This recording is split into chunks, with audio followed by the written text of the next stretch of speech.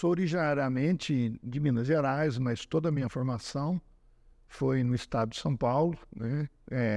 Especialmente a minha formação acadêmica na Unicamp, na Unesp, e depois... Mas eu sempre tive uma vida voltada para a formação acadêmica e toda ela pensando em ser docente, né? Pesquisador. Enquanto muitos colegas da minha geração e que hoje estão ainda no ofício, nos seus ofícios no sistema de justiça, que até depois podemos falar sobre isso, sempre tiveram claramente, eu quero ser juiz, eu quero ser procurador, eu quero ser promotor, etc., o que é muito importante, e por causa da formação dos juristas, mas eu sempre quis ser docente, né? Então, por isso eu já terminei a graduação, fiz o meu mestrado, fiz o doutorado, e já entrei para o campo da docência e da pesquisa, e em 2003 eu fiz o meu concurso público para aqui a cadeira de Direito Constitucional e Teoria Geral do Estado, né? Hoje a gente tem a Teoria da Constituição juntos, na UFG como professor efetivo, né? Então é uma honra estar aqui. Nesse momento estou atuando também na qualidade de diretor da Faculdade de Direito, mas o mais importante mesmo é a convivência acadêmica, a sala de aula e a vida de pesquisador, que é de fato o sonho mais importante que eu tive em toda a minha expectativa de vida. Rapidamente, antes da gente entrar nas outras questões, seu pai, sua mãe e sua esposa, as profissões. Não, eu sou a minha origem, os meus pais são proletários de origem, eu diria assim. O meu pai, especialmente, vem de uma família eles eram de pequenos... A família da minha mãe, de pessoal que trabalhava com... Naquele tempo, o pessoal falava roça, né? Fazenda, essas coisas. De Minas Gerais, sempre... da região ali do sudoeste de Minas Gerais, Passos, Minas Gerais, e a parte do meu pai era o meu avô, né, José Querino Tavares, e por isso botaram o neto, José Querino Tavares Neto, em mim. Estudou na década de 40 na USP e fez odontologia. Imagina como é que deveria ter sido isso, né, em Ribeirão Preto. Então, aquele tempo que não tinha isso, imagina, no interior de Minas Gerais, ele era odontólogo, né? Era dentista, assim chamado, né? E tanto que deixou como herança um dos irmãos do meu pai, foi depois dentista prático, que era assim chamado, mas era uma pessoa, né? Os tempos mudaram, mas aquele pessoal nesse tempo aprendia o ofício, inclusive, e se tornara... E infelizmente meu avô morreu muito novo, né? Na década de 60, e eu não pude conviver com ele o tempo que eu, claro, gostaria, mas herdei o nome, né? O nome. Tá, acho que tá bem esse negócio. E a sua esposa é professora também? Sim, os dois sempre trabalhamos no campo da área acadêmica. A diferença é que ela é professora na Vila Boa de Goiás, na nossa UFG, né, no campus Goiás, também professora da Faculdade de Direito, né? E eu sou aqui de Goiânia, né? As duas unidades diferentes, mas sempre trocando ideias e aprendendo um com o outro, que é o nosso ofício, isso é muito importante. Qual é o nome dela? Silvana Benini. E o seu pai? Meu pai é Vicente Tavares. E a mãe? Ana Dias Tavares. Feito o registro. Vamos entrar agora na questão da contribuição da formação que a Faculdade de Direito faz e por conseguinte, uma contribuição para o sistema da justiça. Ótima questão. Pablo, na verdade, o campo do direito, né, o ofício do jurista, ele tem uma grande amplitude, né? Eu poderia pensar que desde uma consultoria de uma empresa que precisa de um jurista para orientar os caminhos dela, até o serviço público precisa desde um consultor, alguém que oriente para que a gente não cometa erros, né? Hoje você tem grandes juristas que, em conciliação, por exemplo, com o campo do tributário, orienta as empresas e pessoalmente, né? Vivemos esses dias o imposto de renda, sabemos como é importante ir um contador, etc. Mas o jurista vai desde um consultor para orientar as pessoas, que eu acho que essa é a grande contribuição que o direito deveria dar, que a gente tem um direito que é concebido na nossa formação, na nossa história, como um direito para resolver problemas. Mas nós deveríamos ter um direito para evitar problemas, talvez seja uma das grandes contribuições.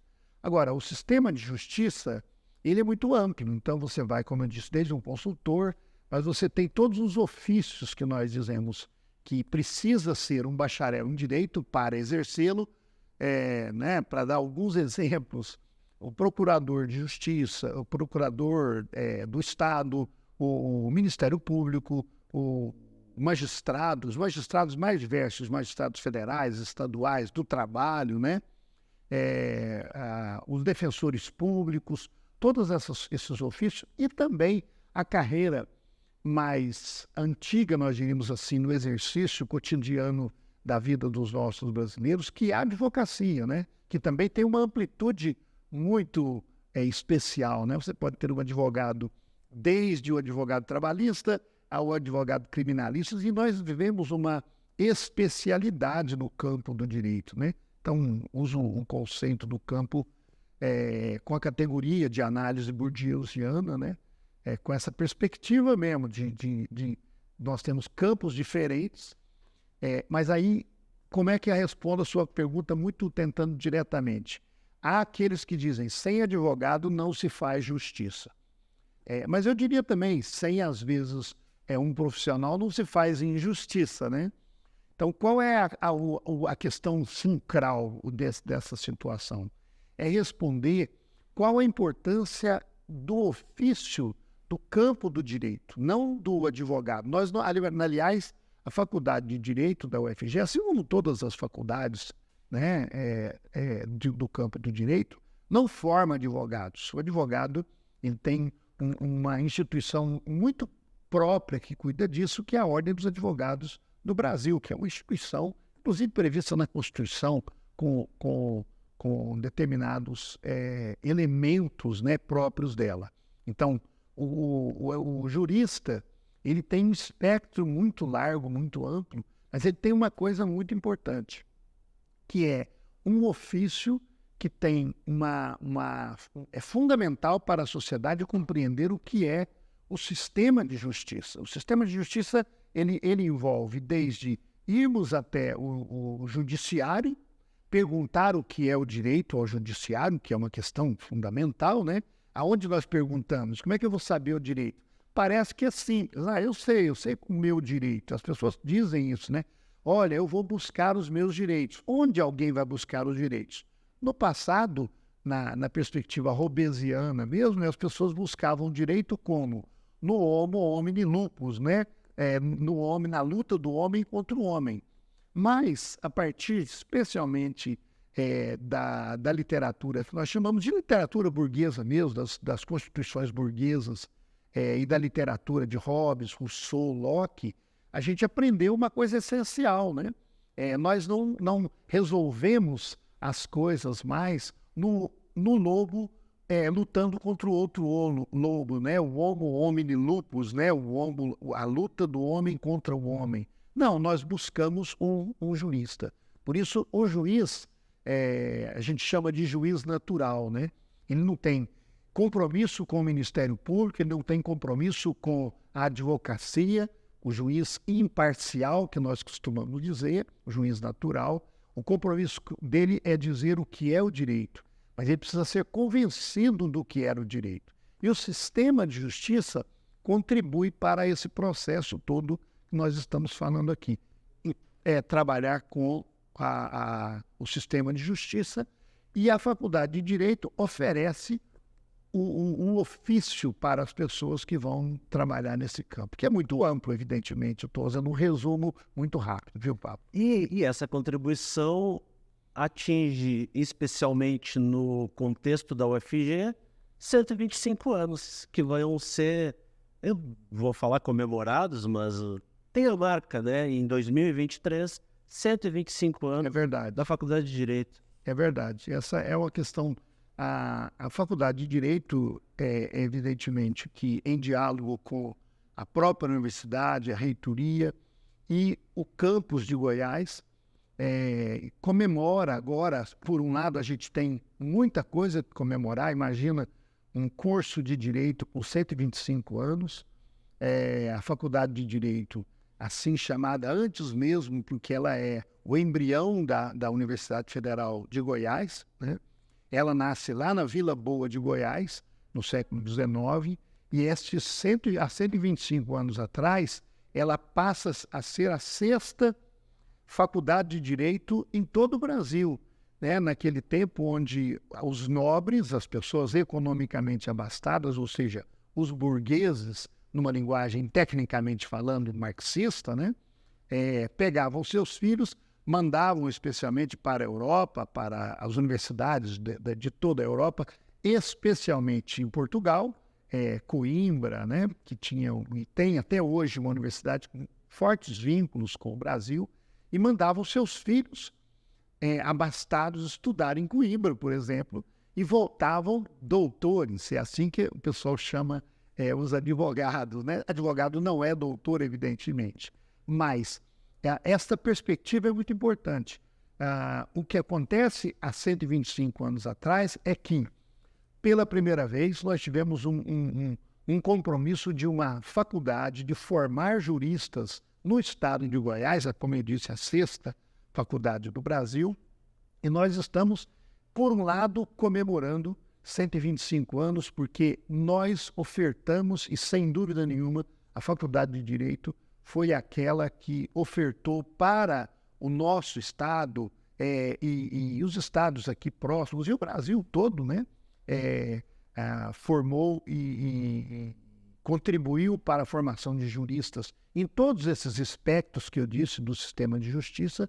Ela tem a maior formação no Brasil como resultado aqui no estado de Goiás, né? Nossos alunos que passam em concurso público e que são advogados de carreira, etc.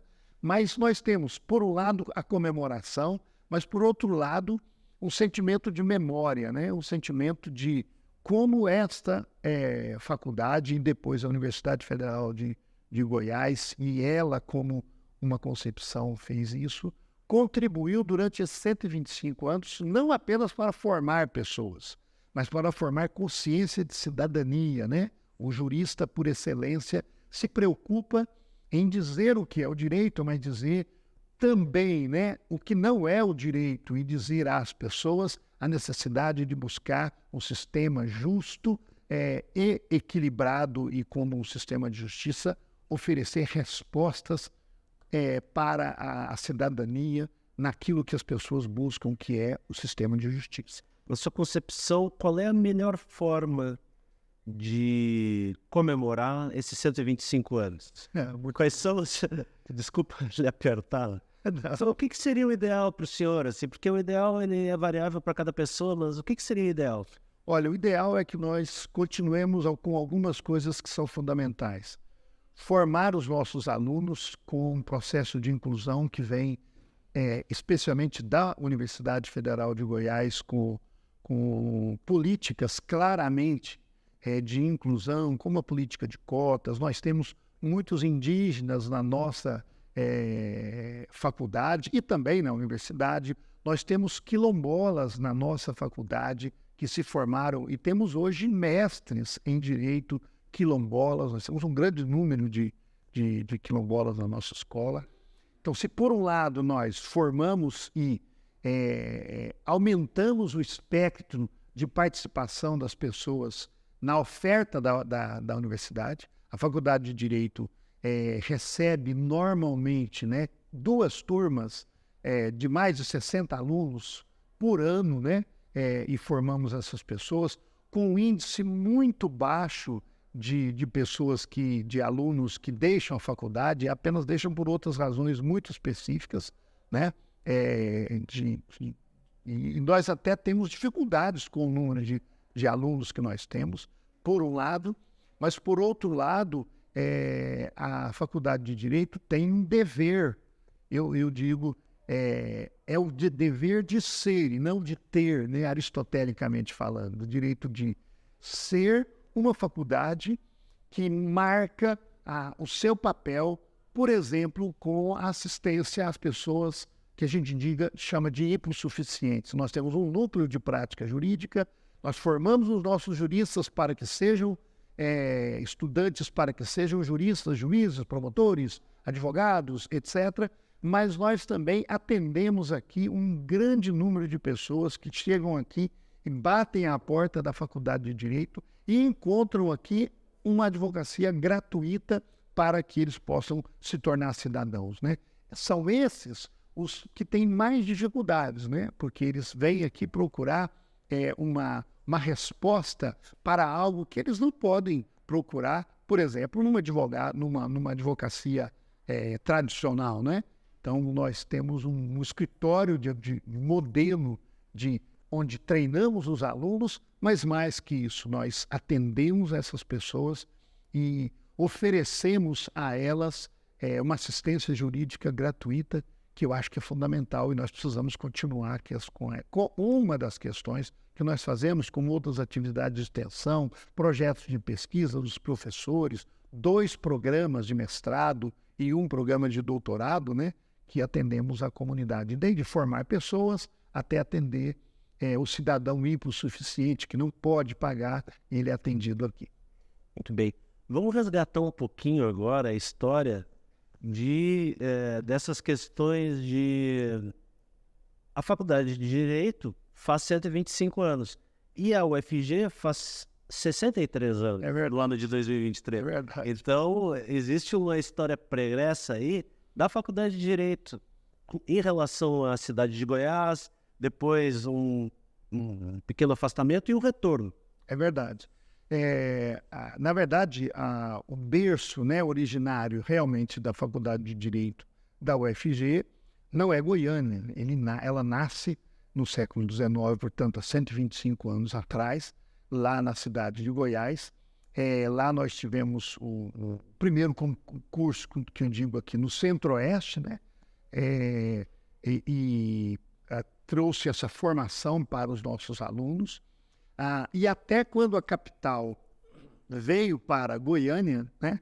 Todos conhecem a história da década de 30, na década de 30, quando a capital vem para Goiânia e traz para cá também toda a estrutura burocrática do Estado, a Faculdade de Direito acompanha esse processo. Então, nós temos um hiato, eu diria assim, né? Um vácuo, porque toda a formação nossa era na capital, que era na Vila Boa de Goiás, querida Vila Boa de Goiás, e depois da década de 30 para cá, nós tivemos toda a história, o surgimento, como você disse aí no começo da década de 60, com a influência da Faculdade de Direito nesse processo todo, né? O Colemar, vocês conhecem tão bem a história do detalhe sobre isso, de como a Faculdade de Direito teve importância para que a Universidade Federal viesse a existir, mas ela também não se conformou com esse processo. Primeiro, nós tivemos uma terceira turma na Faculdade de Direito, que era uma turma, nós diríamos assim, uma turma extensionista para o retorno já aí no começo dos anos 2000, né? A gente volta para Goiás com uma turma de extensão e depois essa turma de extensão, que lá seria a terceira turma da Faculdade de Direito, ela tem um grande avanço e nós temos algumas características muito especiais nesse processo todo. Não é? Primeiro, a afirmação do retorno para a Vila Boa de Goiás da Universidade Federal de Goiás, agora, né, antes Faculdade de Direito e agora Universidade Federal de Goiás. Depois, nós tivemos 2 eventos marcantes em Goiás, que além da formação aos estudantes na cidade de Goiás, que é com a mesma qualidade que nós temos aqui na unidade de Goiânia, né? O campus, assim, a extensão de lá foi se ampliando e hoje nós temos um campus na cidade de Goiás que podemos dizer de forma assim, muito enfática que ele nasce aqui nos corredores dessa faculdade, né? Aqui, logo acima, nós temos a sala do conselho diretor, onde ali foram feitas as discussões com os nossos grandes mestres, o professor Benedito, o professor Heriberto, uma geração de professores que estiveram aqui, estão alguns conosco até hoje, o professor Heriberto e essa geração de professores, e ali foi formado esse embrião de retorno. Mas não isso bastou. Em Goiás, nós tivemos, por excelência, o primeiro curso para beneficiários da reforma agrária, que na década no início do século XX, né, aí no ano 2007, nós tivemos um privilégio de ter uma turma chamada de turma Pronera, né? Essa turma denominada de Pronera, ou beneficiários da reforma agrária, a Universidade Federal de Goiás, o diálogo com a Faculdade de Direito, nós começamos a primeira turma existente. Depois nós tivemos esse processo embrionário se reproduzindo em outros lugares. Hoje nós temos notícias de outras universidades, né, como a Universidade do Paraná, que tem também o curso para beneficiário da reforma agrária. Nós agora, recentemente, tivemos a formatura da segunda turma Pronera. Isso foi feito com grande dificuldade. Você imagina uma faculdade que forma uma classe abastada na sua maioria, né? E somente rompe isso com as políticas de inclusão da Universidade Federal de Goiás, que são muito importantes, que nós temos aqui durante todo esse tempo, né? Mas nós temos uma nova perspectiva, né? Para que aqueles que estão no campo, lutam especialmente pela reforma agrária no Brasil, estão agora formados na Faculdade de Direito. Então, o aspecto social vai além do aspecto formal do ensino técnico, né? Nós estamos falando de um sentimento, estamos falando de algo que se transforma e depois vamos encontrar novamente esse processo lá no ano de 2015, né? Uma segunda turma, mas isso não foi feito, viu, Pablo, sem muita luta, sem muita dificuldade, né? Foi feito não apenas com decisões formais, mas foi feito com um esforço coletivo, a participação de toda a universidade, a reitoria, a faculdade de Direito, o Consune, todos os órgãos da nossa universidade, mas hoje podemos dizer com propriedade, esta faculdade contribuiu dentro desse processo para que nós tivéssemos um retorno para Goiás, e hoje temos um campus, né, com vários cursos, arquitetura, não filosofia, serviço social e também o curso de Direito, tá? Então, todo esse processo se deu ao longo já no começo do século XXI, mas ainda precisamos fazer muito mais e manter essas relações, eu chamo de umbilicais, com a nossa querida Vila Boa de Goiás e o campus que ali está. Muito bem.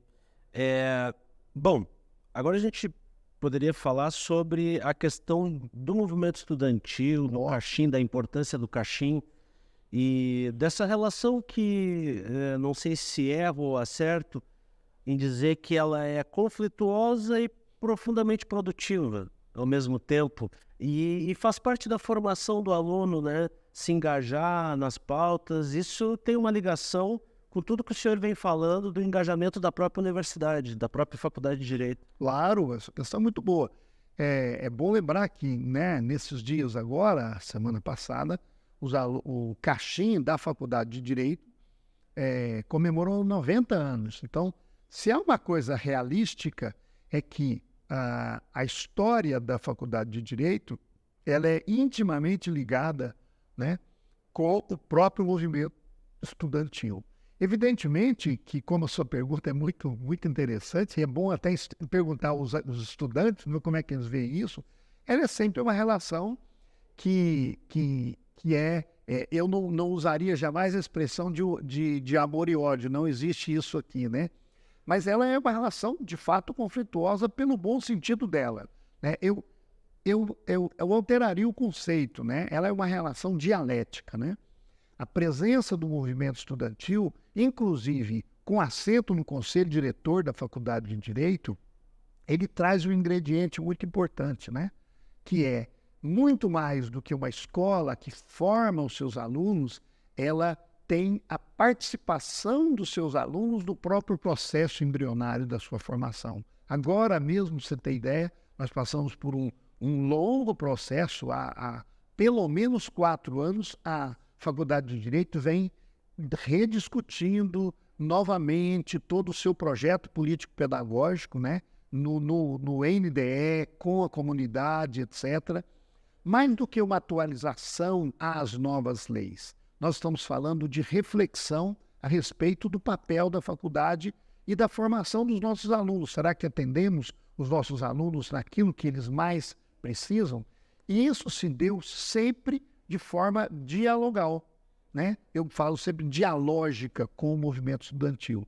Eles participam desse processo, às vezes de forma protestando, né? Discutindo as questões que nascem na emergência deles, e a Faculdade de Direito procura sempre manter-se distante e equidistante do processo decisório deles, mas próxima deles para a implementação desses processos dentro da Faculdade de Direito. Então, é muito importante que nós estejamos sempre com os nossos estudantes e que passaram, se posso dizer isso, Pablo, um momento muito difícil durante a pandemia. Aliás, todos nós passamos, né?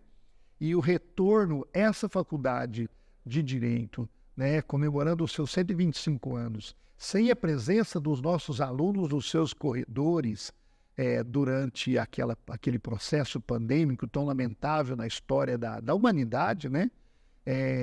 Especialmente pela ausência de políticas públicas corretas de um Estado equivocado, na nossa modesta compreensão, estar na Faculdade de Direito, nos corredores dela, sem a presença estudantil, é não ser a Faculdade de Direito, né? Faculdade de Direito, ela precisa desse movimento, desse fervor, né? Dessa relação conflituosa, como você muito bem colocou, mas ela é uma relação que traz muitos frutos, que são nossos parceiros, nós fazemos as coisas em conjunto, sempre mantendo o respeito pelo movimento estudantil, pelas pautas próprias que eles têm, né? E isso cada vez mais tem se intensificado na gestão da nossa escola. Muito bem. Queria explorar, que o senhor pudesse falar para nós a respeito da sua paixão pela memória, da sua paixão pelas questões históricas e por um certo entendimento, na minha compreensão, de que elas estão intimamente ligadas com os processos presentes e que vão auxiliar para que a gente trilhe o futuro. Essa entrevista, a exposição que a gente vai realizar na semana de aniversário, ela é fruto de uma articulação que o senhor fez pessoalmente, né? Claro que motivado por vários outros atores, mas como é que o senhor entende assim, esse processo de resgate? Bom, primeiro, Pablo, eu não diria que isso nasceu comigo, né? Isso nasce, na verdade, como fruto de uma confluência de fatores, né?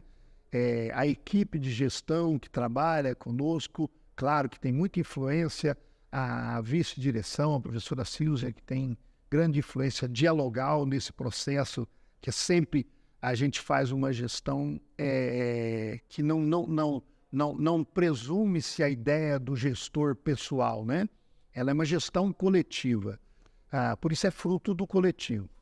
Mas existe, de fato, um resgate muito importante que a gente está percebendo cada vez mais na nossa escola, né? Que é esse resgate a essa memória, ao papel da Faculdade de Direito. Para que nós servimos? Para onde nós pretendemos encaminhar as coisas aqui? Eu diria para fortalecer essa memória, para restabelecer esses pontos que talvez estejam, assim, com certas sombras do passado. Nós também temos sombras do passado, momentos que nós lamentamos que tenham acontecido, né? Mas nós temos a ousadia coletiva e isso a gente sente em cada um pulsar na própria universidade e na Faculdade de Direito de forma especial, não é só porque nós estamos comemorando 125 anos. Esta é a realidade. Você sabe tão bem quanto eu. Nós estamos, tem coisas que não dependem de nós, tem coisas que dependem de forma dialogal, especialmente pela humildade de procurarmos auxílio, por exemplo, com o pessoal da história, com o pessoal da parte mais que conhece o fundamento, como o curso de vocês, a formação de vocês, o que vocês estão fazendo também com o resgate da história.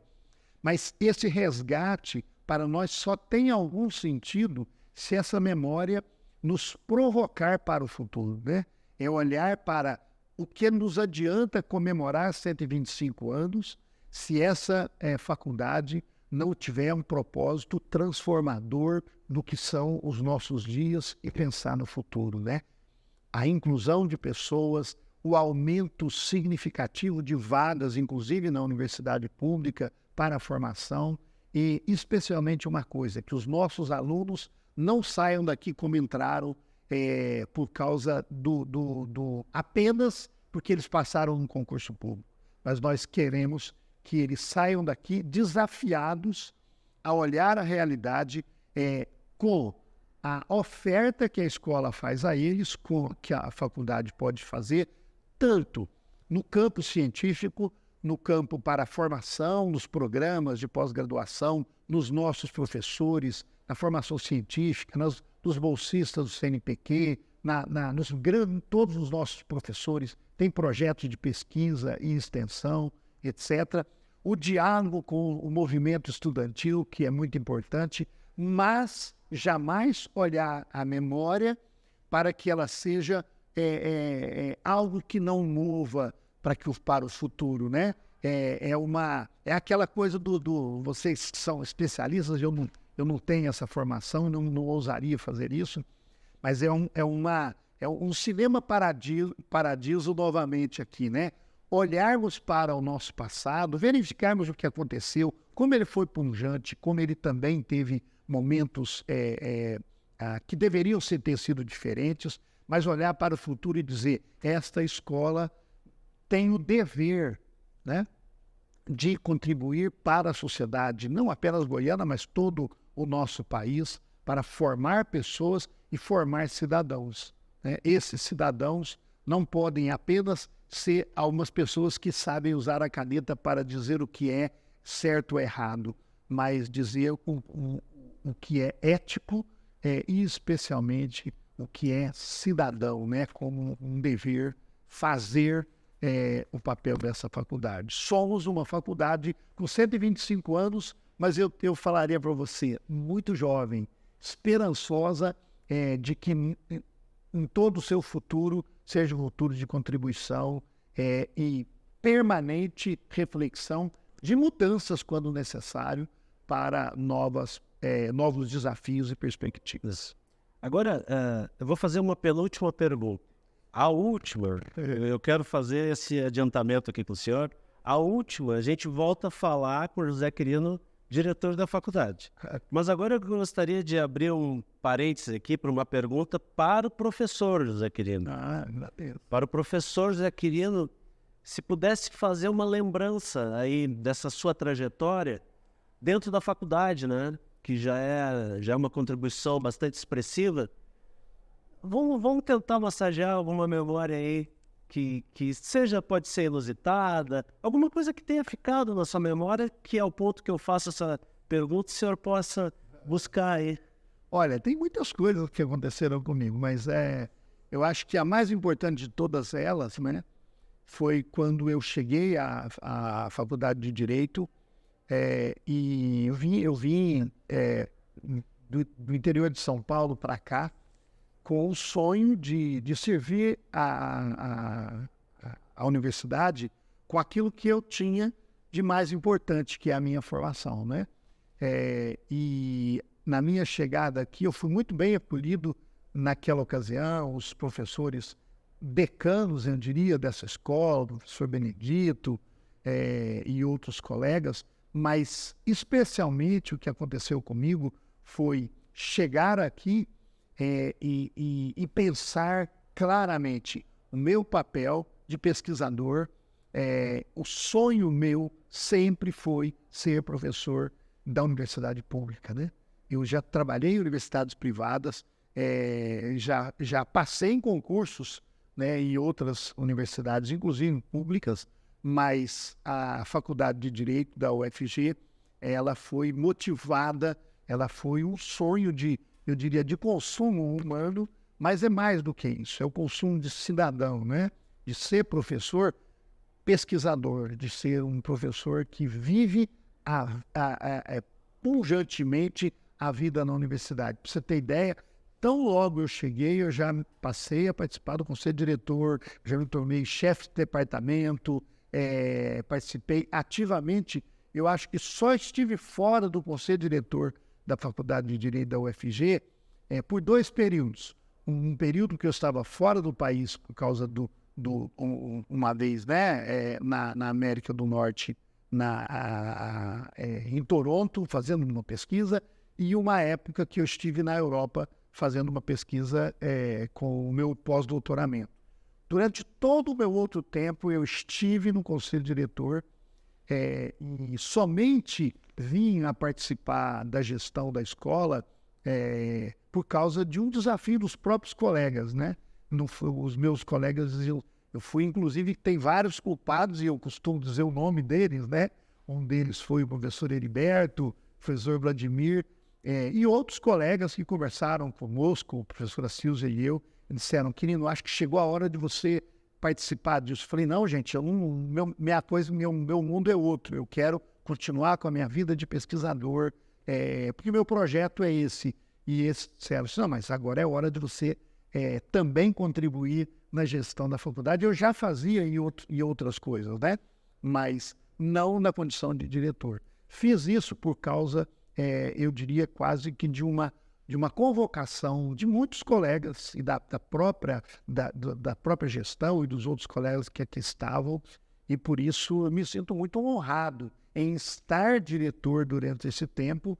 Começo a já marcar o tempo da minha passagem do bastão, como nós diríamos assim, para os próximos colegas que virão, mas com a consciência muito clara, né, de que nós precisamos contribuir o nosso tempo com o melhor que a gente pode. E com várias deficiências, é claro, nós temos as nossas mazelas pessoais e dificuldades, mas queremos muito, sobretudo, aprender com os colegas, uma gestão coletiva, um espaço aberto. Essa sala, você deve ter vindo aqui já outras vezes, ela tem um pulsar de gente o tempo todo, né? E esse pulsar é um pulsar de vida, como diria o clássico de Freud, né? E não um pulsar de morte, mas de esperança de que essa faculdade continuará contribuindo muito mais ainda com novas gerações e novos alunos. Eu tenho por colegas meus, professores, foram meus alunos na graduação, foram alunos nossos no mestrado, em outras universidades, e hoje são nossos colegas, estão parceiros trabalhando conosco. Então é muito bom você ver essa trajetória, né, e dizer: bom, nosso tempo vai passando, mas tem uma geração que vem aqui e que está contribuindo com a faculdade. Só uma questão, o senhor está na fila dos decanos, quantos tem na fila? Não, tem muita gente, eu ainda sou dos mais jovens, né? Eu estou no intermediário, ainda nós temos pessoas como eu falei, o Heriberto, o Eberson. Então eu estou mais atrás, tem mais gente, não? Tem o Pedro Sérgio, tem outros colegas que são bem mais decanos que eu. Depois a gente vai fazer uma conversa, quando o senhor for decano a gente volta a entrevistar o senhor, tá bem? Agora a última pergunta, né? Porque a gente faz os resgates memoriais, a gente faz as demarcações, e não podemos deixar de falar em o senhor sendo diretor da Faculdade de Direito, o que a faculdade enxerga para o seu futuro? Como eu disse, a Faculdade de Direito não pode ter os seus pés firmes no presente, pensando: esta é a Faculdade de Direito que mais, eu diria de forma concreta, contribui para o sistema de justiça, né? Porque se você for ao Tribunal de Justiça, eu tive um dia desses uma reunião com o presidente do Tribunal de Justiça de Goiás, e ele me disse: professor, eu passei por aquelas salas de aula, né? O meu filho passou por aquela sala de aula e fui apresentado naquela sala para pelo menos, acho que 9 desembargadores que estavam ali, e todos eles disseram: professor, eu me formei no ano tal, me formei no ano tal, me formei no ano tal. Então, isso a gente vê na advocacia, né? Nas cadeiras das advocacias, dos escritórios aqui de Goiânia, vemos no Ministério Público, vemos na Defensoria, em todos os espaços, mas nós vemos uma coisa fundamental, né? Qual é o papel dessa escola?